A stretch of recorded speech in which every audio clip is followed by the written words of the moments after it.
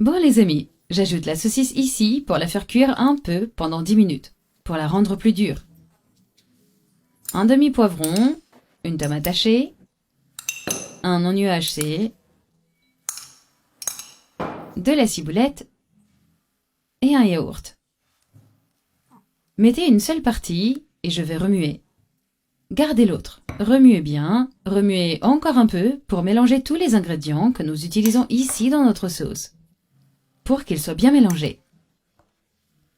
Eh bien, si vous voulez utiliser d'autres légumes, vous pouvez, comme vous voulez.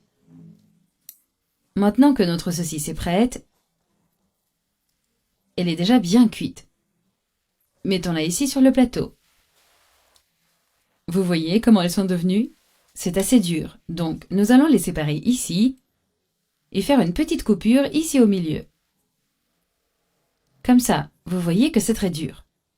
Nous allons nous positionner ici et donc vous allez faire ça avec les autres successivement jusqu'à la fin. C'est pas compliqué.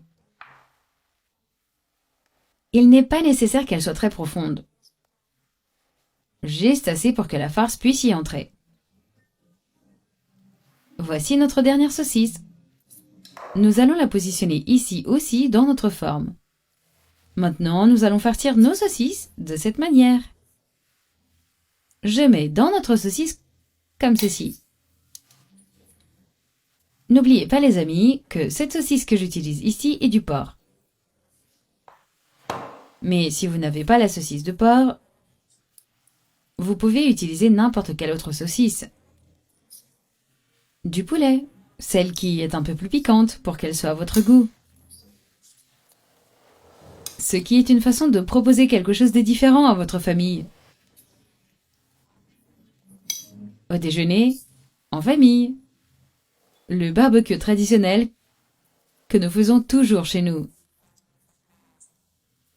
Avec notre saucisse grillée au barbecue. Nous vous proposons donc une façon différente de l'utiliser à la maison.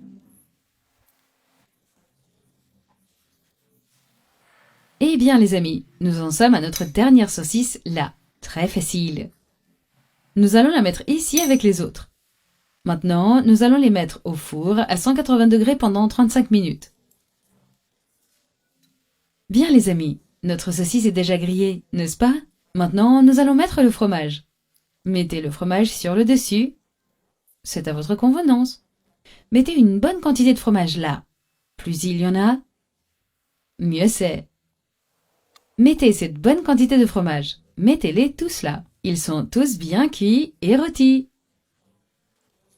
Maintenant, les amis, remettons-les au four pendant 5 minutes, juste pour faire fondre le fromage. Puis, nous y retournerons. Vous voyez? Eh bien, les amis, j'ai déjà sorti du four. Maintenant, je vais prendre un pour que vous puissiez le voir. Regardez ce que ça a donné. Super, hein?